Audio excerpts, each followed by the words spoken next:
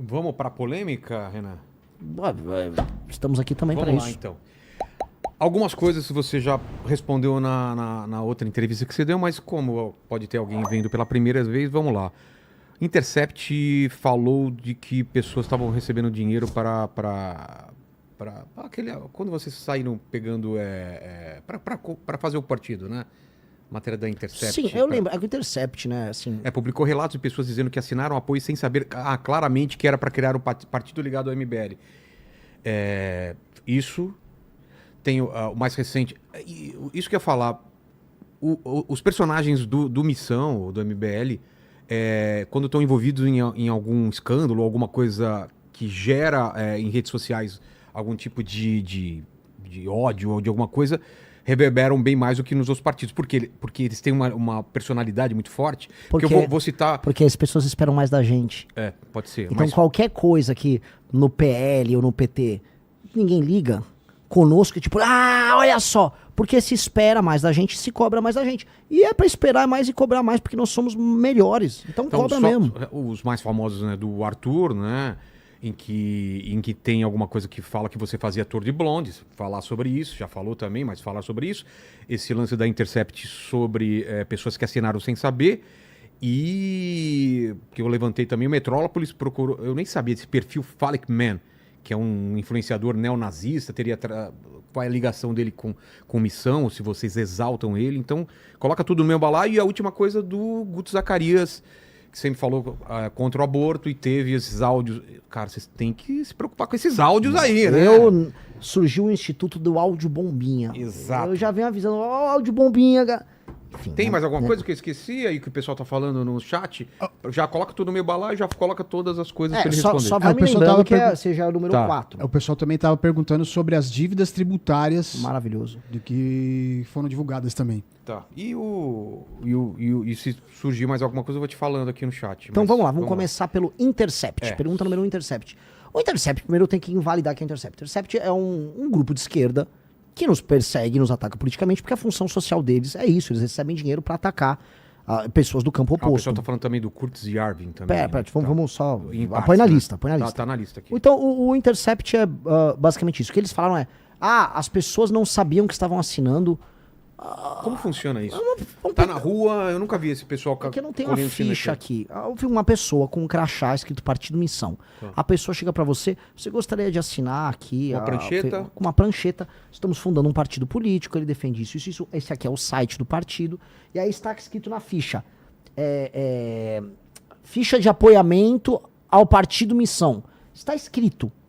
É uma Partido ficha padrão? Missão. A ficha é do TSE. Não é vocês que mudam nada. Quem cria a ficha é o TSE. Eu tenho que fazer a ficha dentro da especificação do TSE. Aí você faz a ficha com a especificação do TSE, aí você leva ela com uma prancheta, aí a pessoa vai assinar na prancheta, ela vai dar os dados dela. Então, assim, a pessoa tem que ser muito de má fé pra dizer que ela recebeu um papel, que ela não viu que estava um partido, que ela deu todos os dados dela, ela preenche os dados, e aí ela, meu Deus... Não sabia. Não sabia. Conversa mole. Tanto que pessoa séria, após assinar uma prancheta com um partido, com a fundação de um partido, ela vai e recorre ao Intercept pra reclamar. Eu entendi, né? É óbvio que ela recorreu ao Intercept. Ela é uma pessoa que eventualmente de esquerda foi abordada e falou, tanto que esses casos foram mínimos. E aí, no final, o partido, quando... Eles fizeram umas denúncias lá. Nenhuma denúncia eles tentaram formalizar, em termos criminais, ali a véspera da eleição. Nada. Não deu nada. Não, e quando eu fui para julgamento no TSE, nós ganhamos por 7-0. Então, é uma não discussão. Tá. Não discussão. Personagens, então. Primeiro, o Arthur, já é meio antigo, mas nos áudios também falava da famosa Tour de Blonde. O que você tem para falar sobre isso? Que você participava desse Tour de Blonde? Assim, cara, assim, o Arthur escreve no áudio, para falar da minha parte, que eu já viajei para Suécia e que eu saía com mulheres na Suécia. Cara, eu já viajei para a Suécia, já viajei para Noruega, já viajei para Finlândia, eu já viajei para Alemanha, eu já viajei para Itália. Não, Itália não, já viajei para França, já viajei para vários lugares. E caso essas pessoas chocadas não saibam, assim, eu sou heterossexual. E se eu estou num país e eu vou conhecer o país, eu amo história, então eu vou na Suécia, aprendo a falar a língua, aprendo a cozinhar comida local, tenho amigos de vários países do mundo. E, cara, se eu tô solteiro, com 23, 24 anos, conheço uma moça e vou sair, não tem problema nenhum. Qual é o problema? Os caras querem criar a teoria da conspiração do nada. Ai, o que tem isso aí? Nem tinha esse nome. O Arthur que colocou como piada, eu achei engraçado. Mas sim, e qual o problema? É crime? É crime ser heterossexual? O Arthur vai poder concorrer em algum momento, em alguma coisa? Cara, o Arthur é alvo dessa, assim, foi a polêmica do áudio. Eu sempre lembrando que o Arthur foi cancelado por um áudio. Áudio infeliz, mas um áudio privado entre amigos. E ele perdeu os direitos políticos no meio do carnaval, enquanto as pessoas estavam no meio de uma, desculpa o termo, putaria ensandecida no carnaval. Ai, que absurdo, olha o que ele falou. O cara, às vezes, pelado, numa suruba. Não, mas olha só, o cara que desrespeito. Pelo amor de Deus. Foi só um ataque político que o Arthur sofreu. Tanto que depois não caçaram um cara do Centrão, lá na Alesp, que pegou nos peitos de uma deputada estadual do PSOL. Verdade. Foi casuísmo. Foi casuísmo. Então... Guto eu acho mais grave porque mostra um discurso e na ação uma coisa totalmente diferente. Quer dar o contexto? Foi muito triste o que aconteceu ali no caso do Guto. O Guto teve um relacionamento fora do namoro dele. Quanto tempo? Com uma moça. Não, acho que foi 2024. Tá. E esse relacionamento, ele teve lá com uma moça. O relacionamento não foi pra frente, não tendo muito contexto, porque eu não entro muito na vida pessoal deles. Mas não deu certo, a moça ficou grávida. E aí eles ficaram discutindo, debatendo. A moça fez um BO, aparentemente, porque pra mim essa é a parte mais grave. Porque o Guto não ficou próximo dela no acompanhamento da gravidez. O Guto talvez não achava que o filho era dela. E ela fez um BO contra ele. Era dele? Era dele. Não, você falou era dela. Que o filho era dele, no caso. Podia ser filho de outro cara. Enfim, ficaram tendo aquelas discussões. Não vou entrar no mérito, no detalhe das discussões, porque se ela fez o BO, ela vai colocar os elementos probatórios dela no BO. Ele não colocou os dele ali. Era um BO unilateral, é uma peça dela. E aí, nessa peça dela, ela o acusa. Tem áudios do Guto muito ruins. Só que no fim do dia, eles se resolveram naquele caos deles. Ela o perdoou e ele é um pai presente hoje com a filha dele. Ela hoje faz a defesa pública. E esse caso, que é um caso privado, que é um caso que está em segredo de justiça, foi tornado público para atacar o Guto. Aí a menina fica exposta, a criança fica exposta e o Guto é alvo desse ataque. Eu acho que a postura do Guto foi correta nisso? Não. Não acho. E o grupo todo não achou que a postura do Guto foi correta nisso. Não acho. E mais, aí entra o ponto que eu já falei publicamente isso. O Guto é um exemplo para milhares, quiçá milhões de jovens. O Guto tem uma audiência colossal. E o Guto é um exemplo de um cara negro, de sucesso, que interfere na política de maneira muito positiva. Então, quando a gente fala, em um dos temas que eu coloco sobre segurança pública, é o papel do pai presente. Tem uma pesquisa da FGV de 2007 que mostra que uma das maiores correlações do jovem que comete crime é o jovem que não teve o pai presente na infância. Que não deu o exemplo, que não deu a norma, que não falou, se fizer isso, vai apanhar. O pai ou alguma figura masculina presente? A figura masculina, mas em geral o pai. Tá. Né? A figura masculina presente, ela diminui bastante isso. Mas o pai é o pai. Né? Então, então, nós que temos um discurso muito forte sobre isso, especialmente eu acho que quando o Guto não esteve presente naquele processo, eu acho que ele dá um exemplo muito ruim para os jovens. E aí o Guto tem que reconstruir isso. E ele tem esse compromisso conosco, de mostrar assim, esta é uma pauta que eu preciso tratar. E aí é um ponto. A régua conosco, a régua de avaliação pública, ela será sempre mais alta. Casos feios, desaboradores, tem em quase todos os partidos por aí. E envolvendo figuras públicas. Os partidos só medem o desempenho político das suas figuras. Nós temos que medir o desempenho político, e o Guto é um baita de um deputado, e o desempenho na vida pessoal, eu entendo, a régua conosco será mais alta. Mas não fica uma lógico. Imagem, tipo, o discurso é um e a ação é outra? Lógico que fica. Lógico que fica. O Guto falhou nisso. O Guto falhou, ele errou na postura. Dito isso, ele e ela se resolveram, que é uma questão que concerne a eles. E agora, ele e ela estão trabalhando para dar uma volta por cima nisso. E eu acho que faz parte da vida do cara. E aí cabe ao grupo e cabe ao eleitor julgar ele. E cabe ao Guto fazer o processo de reconstrução. E eu acho que ele tem que fazer dando exemplo. Ele precisa dar o exemplo. Senão ele entra nesse ciclo de perpetuação de um comportamento que eu denuncio como errado. Eu falei isso na CNN. Falando o quê? Que o pai que abandona a criança, esse cara é o maior filho da mãe da história toda. Ele é o maior filho da mãe. Pra não falar outra palavra. Porque, o que acontece? Não é só porque ele é ruim com a mãe. Porque a mãe, às vezes, se relaciona com o cara. São dois adultos. Às vezes a mãe se relaciona com um cara ruim, ela também foi movida por impulso. As pessoas também erram. São adultos, os adultos erram. Dito isso, aquela criança que foi colocada no mundo é responsabilidade de ambos. E é responsabilidade, inclusive, afetiva e de exemplo. E o pai e a mãe têm que estar presentes nisso. Porque no fim do dia, se aquela criança, ela, especialmente um menino, na verdade, especialmente não, quase sempre um menino, ela não tem esse acompanhamento, fica carente de exemplos, esse é o rapaz que eventualmente pode cometer um crime, que vai ter um desempenho escolar inferior, tem pesquisas que mostram isso, a ausência da figura paterna faz com que a criança tenha um desempenho escolar menor. Então, tudo aquilo que a gente critica na formação de uma sociedade coesa não pode ser praticado por nós. Então, ele, no processo, ele tem que reconstruir isso. Ele reconstruiu na relação dele. Então, a primeira pessoa que ele tinha que reconstruir é com a moça. Ele reconstruiu. Ele e ela estão reconstruindo isso. Agora ele tem que reconstruir como homem público. E ele vai fazer isso, porque o Guto é essencialmente uma pessoa boa. Agora, uma pessoa falha como todos nós. Entendi.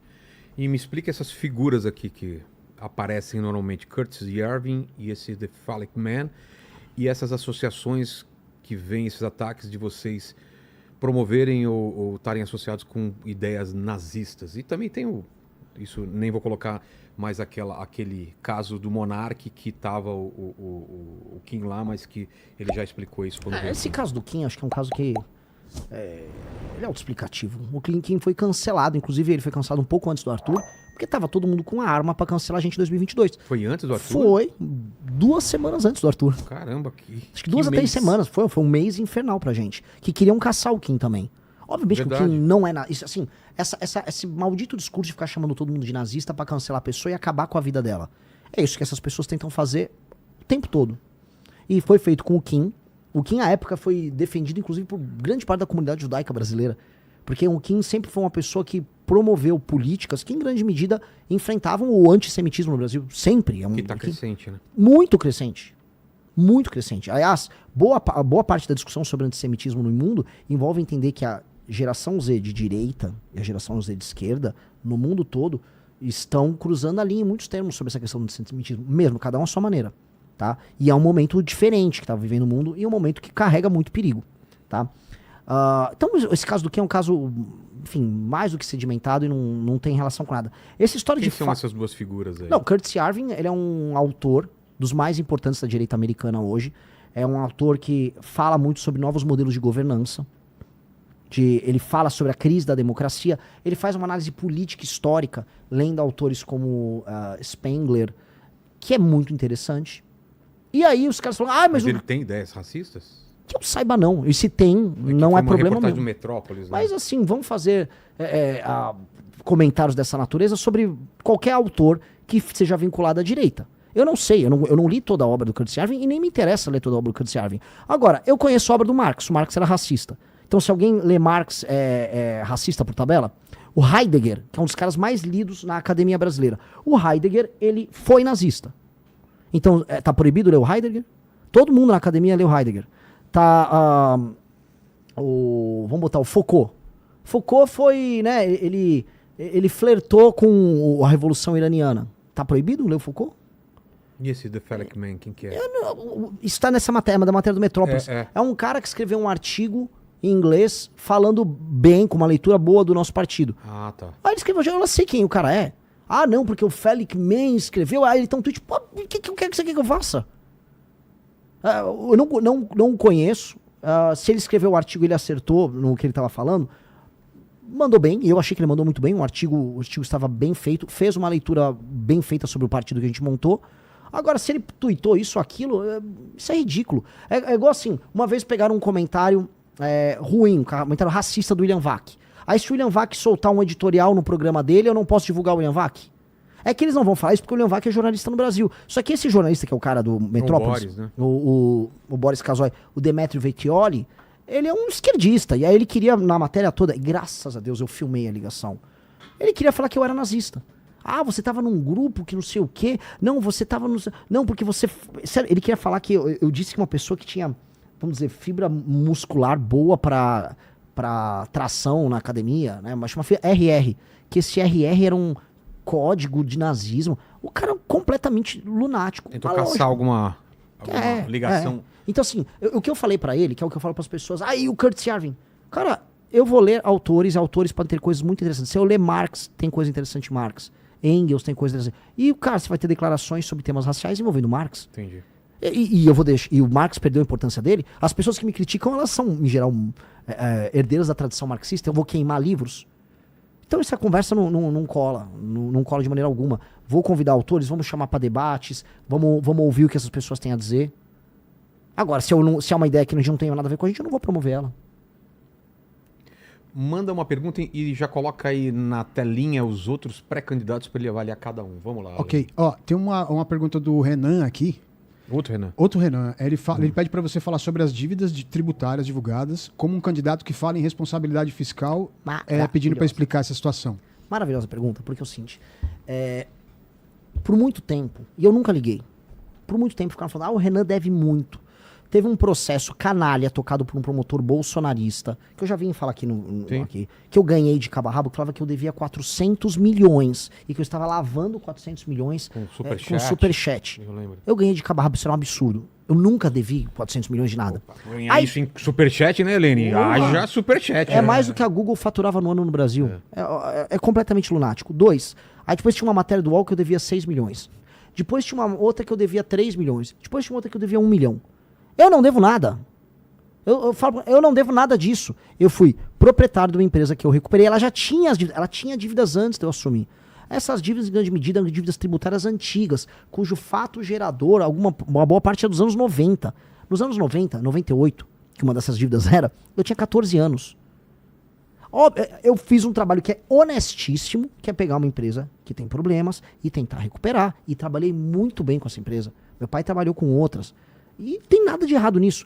Trabalhei por um período, o setor dela quebrou, o setor de metalurgia no Brasil passou por muita dificuldade. Eu saí da empresa. Ponto. Eu não tenho nenhuma dessas dívidas. O que tem uma matéria maldita, eles ficam tentando colar isso comigo, que é tudo mentira, e eu tô com as certidões todas. Então, assim, quem quiser jogar isso vai se dar mal, porque eu tenho todas as certidões, não devo nada e tô bem tranquilo sobre esse tema. E mais, só que agora eu vou provocar. Sabe quem não deve nada, ou não deve nada pra Receita? O Vorcaro. Quem não deve nada? Empresário que ganha renúncia fiscal e não precisa pagar imposto. Um monte de empresário amigo de governadores aí recebe renúncia fiscal e não precisa pagar imposto. E esses caras não devem nada. Empresário amigo do governo, a loja da Copenhagen do Flávio Bolsonaro, essas aí não precisavam, não tinham problema nenhum, não tinha dívida, não tinha nada. Porque essas aí eram empresas, em grande parte, né, aparentemente ligadas à corrupção, a esquemas. O brasileiro, saiu estatística agora, o brasileiro tá devendo. O empresário brasileiro tá quebrado. Então eu vou recriminar o empresário brasileiro que tá devendo? Eu não. Se eu tivesse devendo, também não seria problema algum. A questão é que nem isso eu tô. Gostou do vídeo? Então não se esqueça de se inscrever aqui no canal e deixar o like. Isso me ajuda demais a continuar trazendo os melhores cortes pra você. Te vejo no próximo vídeo.